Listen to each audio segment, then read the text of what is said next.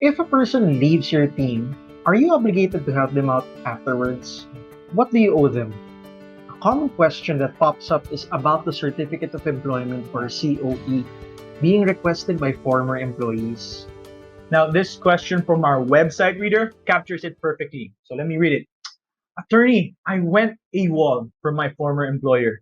Now I'm applying with a new company and they need a certificate of employment from me. Can I still ask for a certificate of employment even if I left under bad terms? This usually happens. Awkward. If you want to learn what the rules are regarding certificate of employment, then stick around as we share 3 tips for you. Stay tuned.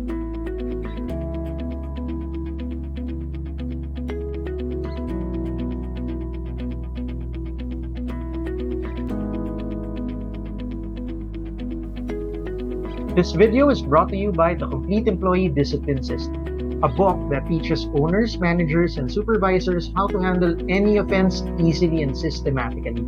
It provides step-by-step procedures from incident reports all the way to the clearance process. Stand your ground and discipline with confidence. Go to info.legalguide.ph/discipline to learn more. Welcome to Legal Guide Philippines, where we simplify the law to help you make better choices. And in this video, we will be sharing 3 tips when it comes to the COE or Certificate of Employment. First tip is, what is a Certificate of Employment? Let's get that sorted out, Attorney Ramon. Sure. So, one way of thinking of a Certificate of Employment is it's a receipt. It's a receipt of a transaction that occurred. Okay. Sige. So the transaction is an employee worked for a certain employer. So keep that in mind. Okay. So the question that the certificate of employment is answering is, did you work for this employer? Yes or no? Yes. Yes. If the answer is yes, then yes, that should be reflected in the certificate of employment. That's simple.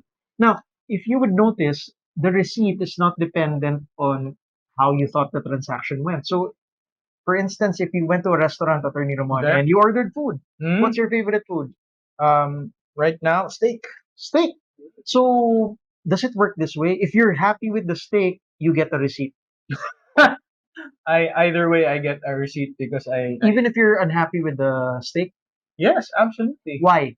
Because the receipt is not dependent on the experience, correct? Yes, it's dependent on whether or not I paid for it or that. If it happened. Yes, it happened. Basically. So same thing with your employees. The question is, did that person work for this employer? If the answer is yes, then they are entitled to that certificate of employment. I hope that clears the concept up for a lot of you guys. Thank you.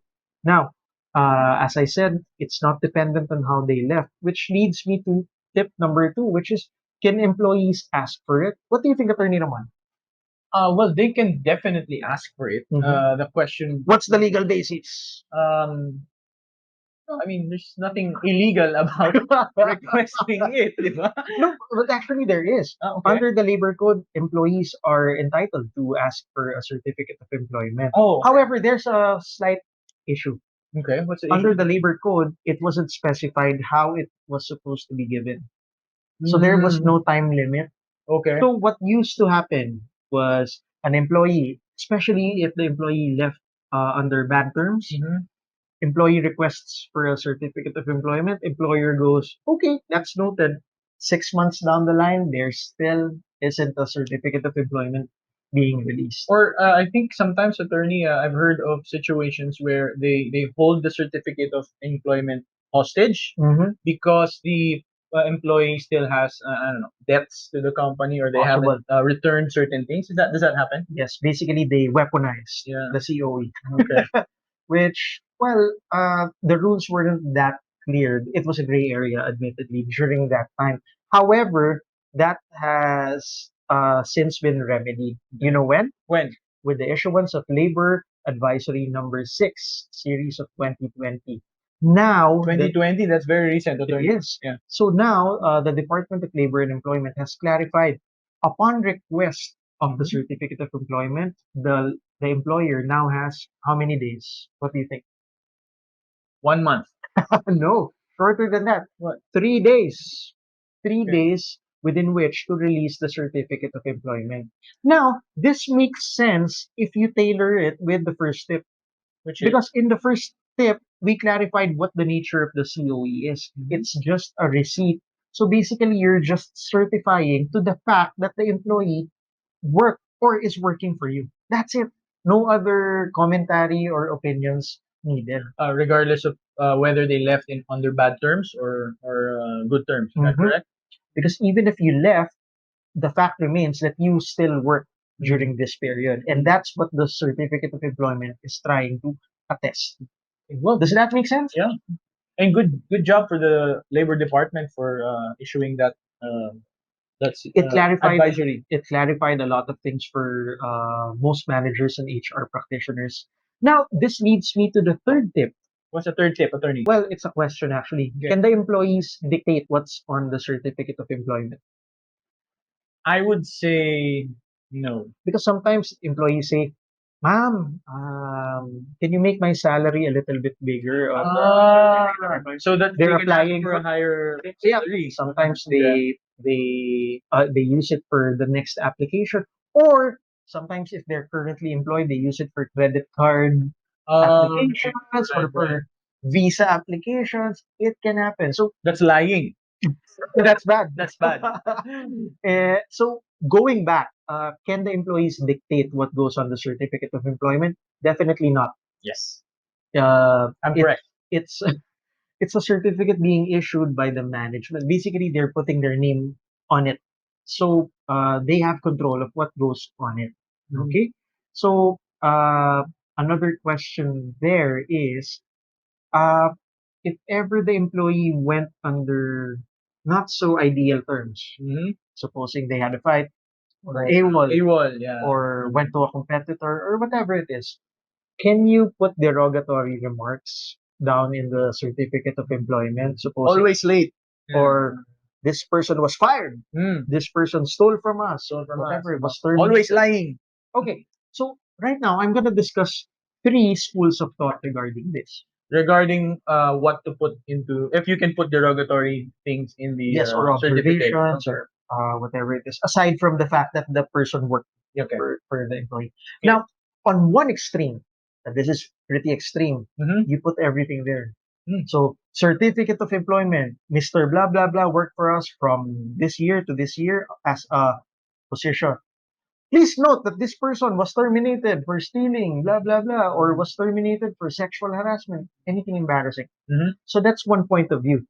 Can you do that? Well, the rules aren't really that clear about it. There's nothing prohibiting you from doing that explicitly. Especially if it's probably factual. Yeah. So theoretically, yes, you can. Mhm. However, one problem is it may be too, Harsh. that's a good word, Mhm. harsh. Because let's face it, if a person presents that kind of certificate of employment to the next employer, what are the chances that they can get hired? Zero, right? Yeah. So it may be too harsh. Mhm. And some HR professionals actually call it unprofessional to Mhm. do that. So it's a matter of opinion. All I'm saying is there's nothing explicitly prohibiting you from doing that. Mhm. Now, on the other end of the spectrum here is being too light about it, Okay, what's light? not saying anything. So you're just saying, So even if this was the worst employee ever, okay, he stole from you, he always was late, insubordinate, subordinate, uh, he, sexually harasses everyone. yes, Okay. I think it would be unfair to the next employer if they have no warning that Mm. that's the kind of employee applying with them. No, that's I true. wouldn't want Yeah. that to happen to me. Yeah. I have no warning that this is the type of employee that I'm talking to. Yeah. And you don't really find out everything in an interview. Well, at least in my experience. That's true. So, So on the other end of the spectrum, there are disadvantages there as well. So given those two, I'm going to propose a third way, which is the middle way. okay. Sounds very zen. Yeah, or Goldilocks and the Three Bears. So here's my suggestion, and this is what I recommend. In the certificate of employment, you can actually put a notation down in the bottom that says this is not a clearance. Mhm. For more information, you may contact the employer for details. I like that. I like that. That's smart. So So it's a middle ground. it's a middle ground. You don't explicitly disqualify the former employee from Mhm. applying with other work, but at the same time, I think it's a soft warning for other companies to ask you if ever there's anything there that would be relevant for their hiring process, right? I really like that. I'm gonna use that in when I advise clients. So please consider the three schools of thought. Whatever fits with your situation, feel free to use it. Now, as an added tip, this is pro level tips. All right, Okay. all right. So Okay. Good. if ever another company calls you for details, what I would ask for is a waiver Waiver. for Okay. data privacy Okay. So it's purposes. it's me. So I'm calling. I'm calling. I'm Hi. calling. I'm calling you the I was the former employer. Okay. Hello, Okay. former employer. This Mr. Jonathan is applying here. Did he work? I saw that in the certificate you said to call you if Mhm. I have any more questions. So I have questions. Why? Oh, hi. I'm very happy to accommodate you. Sir, for us to be able to disclose certain matters, Hmm? do you mind presenting me with a waiver so that I can be open with you and discuss with you the details? Who is waiving, me or the employee? The employee for data privacy purposes. Okay, I will get that waiver and I will get back to you. Thank you very much. Ooh, that's pro level right there. So So I hope that is useful for you guys. So let's do a recap, Attorney Roman. yeah, sure. So we talked about three things today. The first thing that we talked about is what exactly is a certificate of employment. It is in your analogy, it's a receipt of a transaction that happened, or basically, it's a certification that somebody worked for somebody, Mhm. right? So simple as that. Next is, can they request for it, the employees? That's right. So that's the next thing that we talked about. Can they request for it? And the answer is absolutely. And in fact, um, the labor department has clarified that when they do request for it, you need to issue it within 3 days. Correct? And Working days or calendar days? I would say calendar days. Calendar days. Okay, yeah, issue that. And the third question is, can the employee dictate what's on the certificate of employment? And the answer is no. It is a certificate issued by the employer. So whatever is on there is their control, except that maybe they just shouldn't lie, right? Mhm. And Attorney Irwin taught us the schools of thought, the extreme school of thought, where you can say all their misdemeanors and stuff like that, and the other school of thought where you just say yes, they work for me on this date to this date and with this position, and then you have the middle ground, which states at the bottom that this does not act as a clearance. For more information, please contact us at blah blah blah blah. So I love that. I love that middle ground, that Goldilocks solution. I hope you guys learned a lot from that. And if you want to learn more about the COE and the rules around it, please go to info.legalguy.ph/discipline to learn more about the disciplinary process as a whole. Well, I guess that's it for this episode. If you like this video, please give us a like and subscribe. It lets us know that we are able to help you.